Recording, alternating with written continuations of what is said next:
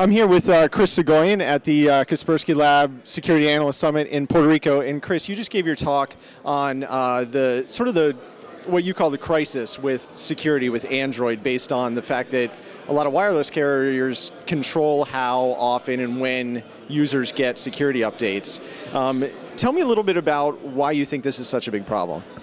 I mean, people in Washington are very, very concerned about cybersecurity right now, and they're looking for all kinds of fixes. And here we have a gigantic piece of low-hanging fruit.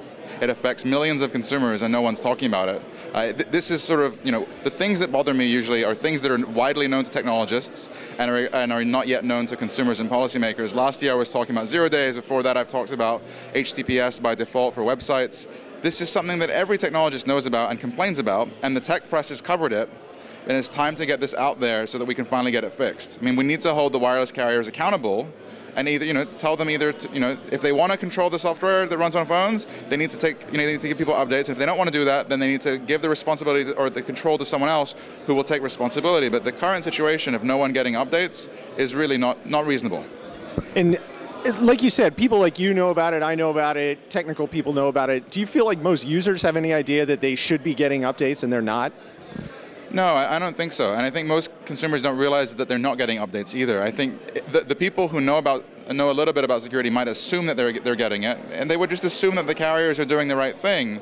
And I think when you tell them that they're not getting these, the usual response is a bit of a shock. Unfortunately, when you buy a Windows computer, if you don't like it, you can always, stop using it. But with the wireless carriers, they lock you into these 2-year contracts, so there's an extreme financial penalty if you want to switch to a more secure device. I mean, it's really not a good situation. And so, what do you think is going to make the difference? How are we going to get this fixed? Press and shame. I mean, this is the way you get everything fixed in Washington. You get a member of Congress interested in it, they read about it in the New York Times or another newspaper, they write a nasty letter to the carriers, and to be honest, the carriers are not going to have a good story, right? If they're asked by a member of Congress, what percentage of your customers are running software with known vulnerabilities, they're going to have to report a really high number. And if they're asked, how long have you known about this, they'll say, since day one of Android. The only reason they've been able to do this is because they've never been called out for it, and it's time to hold them accountable. What role do you think Google should play in all this? Should they be putting pressure on the carriers, or should they have a role in this? Google's relationship is really, really complex. Their first priority above everything else is to make sure that people on mobile are using Google Search and are being exposed to Google Ads. And a vulnerable phone that's using Google Search is still a device generating ad clicks.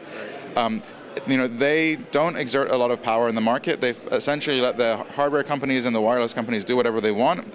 They could, have a tighter fist. They could refuse to provide the Google Play Store or Maps or Gmail to devices that are not getting updates. But that would require that they really sort of shake up the ecosystem and potentially, upset a lot of people. The carriers, if they don't like that, could, jump to Windows Mobile or do something else.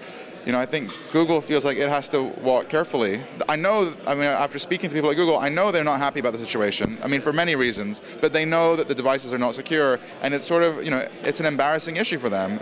All the security engineers at Google run Nexus devices. They know better. Sure. But I think it's problematic that the fact that Google knows that these devices are insecure, that they're not communicating that to consumers, right? It's one thing to fix the problem, but at least the companies responsible should at least be communicating the information to consumers so they can make smart choices. Maybe they're not going to do online banking from their phones. Maybe they're not going to, use the camera on the phone to take highly sensitive, embarrassing photographs.